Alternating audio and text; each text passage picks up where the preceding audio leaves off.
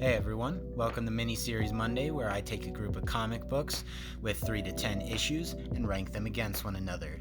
Today's issue is 2024's Black Lightning from DC Comics. With Brandon Thomas, Fico Ossio, Ulysses Ariola, and Lucas Gattoni on the creative team, and DC Comics once again has a pretty good comic here. Black Lightning is about Jefferson Pierce, aka Black Lightning, and his two daughters who are going through situations after an event with Amanda Waller, who, because of what happened, dormant metahuman genes in regular people have now given them superpowers. What I appreciate about this comic is it talks about previous events that happen within the DC as a whole, right? But it's organically brought up. It's not in a way where it's like an info dump to you, or it's just some side comment that leaves you confused of what actually happened. This aspect is what I want from a miniseries, as it makes it feel like it's a part of the world instead of being so separate. So for story, we are putting it in number 4 out of 9 for this category.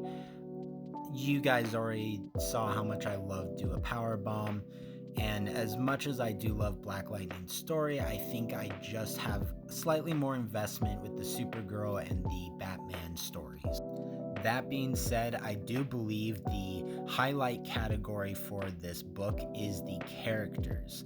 I was very invested in Jefferson Pierce and his dynamic with his daughters and the Justice League as a whole.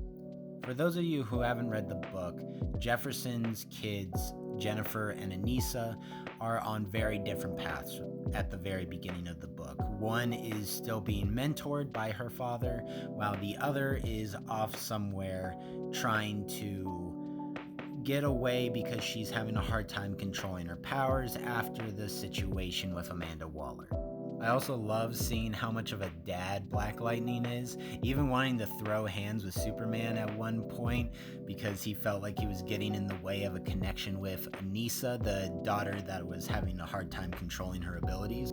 And that brings the discussion to the Justice League, who do pop up from time to time in this book because there are the new metahumans that are popping up. A great world building aspect of this. And it also makes sense for the Justice League to be here because there is a faction within this who is very anti-metahuman. And I do love that it feels like there are 3 different factions going on in this book. We got technically 4, because the Black Lightning family altogether it feels like its own little faction. The Justice League feel like their faction.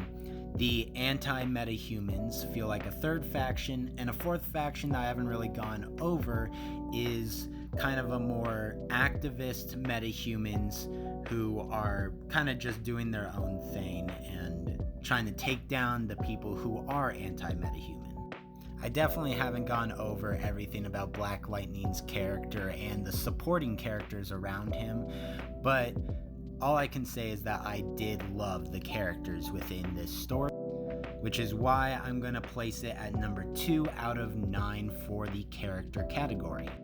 And the last category is art style. I do like the art style with its kind of sketchiness factor to it and its bright, colorful costumes for the superheroes in this, with a more muter city landscape.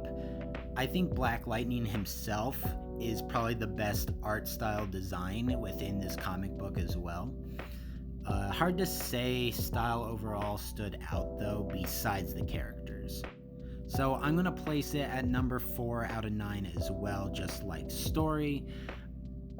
It was so close to being number 3. I just think with the gritty tone and the colors matching scenes in Batman the Cult, it just got a slight edge to it. So that's my review of 2024's Black Lightning. I really hope I read more Black Lightning sometime because the character had this great warm feeling to him that makes you gravitate towards him, kind of like Superman does with a lot of people. But that's all I got. I do have one question for the people who are still here though. Why is this not a trade paperback? I noticed in League of Comic Geeks it'll show what is connected as a book, but this one doesn't have any. Hopefully that changes.